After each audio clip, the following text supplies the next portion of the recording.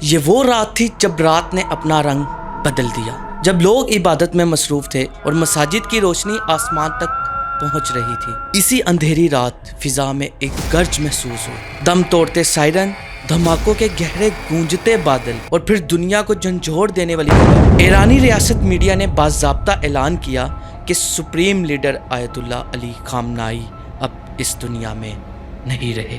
انا للہ و انا الیہ راجعون۔ سید علی حسینی خامنه‌ای در راه سربلندی حرم جمهوری اسلامی ایران شهد شهید گوارای شهادت را نوشیدند و به ملکوت اعلی پیوستند۔ ریاست نے 40 روزہ سوگ کا اعلان کیا، وطن بھر میں ماتم کی فضا پھیل گئی اور وعدہ انتقام کی گونج سنائی دینے لگی۔ لیکن یہ واقعہ صرف ایران کا نہیں، یہ ایک بڑے منظم آپریشن کا حصہ تھا جس میں شامل تھی دو عالمی طاقتیں، یونائٹڈ اسٹیٹس آف امریکہ اور اسرائیل۔ یہ محض جنگ نہیں، یہ طاقت، انٹیلیجنس اور جیو پولیٹیکل کھیل کی داستان ہے۔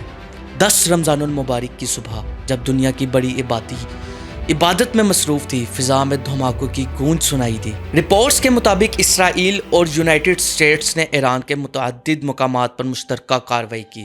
دھوئیں کے بادل، ایمرجنسی سائرن اور پھر سب سے چونکا دینے والی خبر، آیت اللہ علی خامنائی شہید۔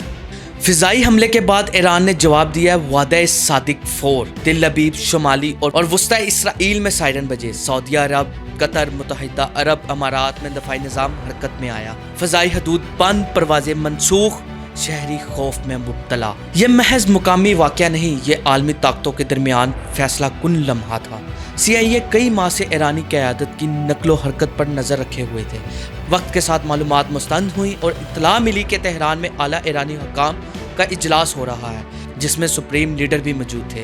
ابتدائی منصوبہ رات کی تاریکی میں حملہ تھا، لیکن اجلاس کی اطلاع کے بعد صبح میں آپریشن کو عملی جامہ پہنایا گیا۔ یہ صرف ایک فوجی کارروائی نہیں تھی، یہ انٹیلیجنس کا شاہکار تھا۔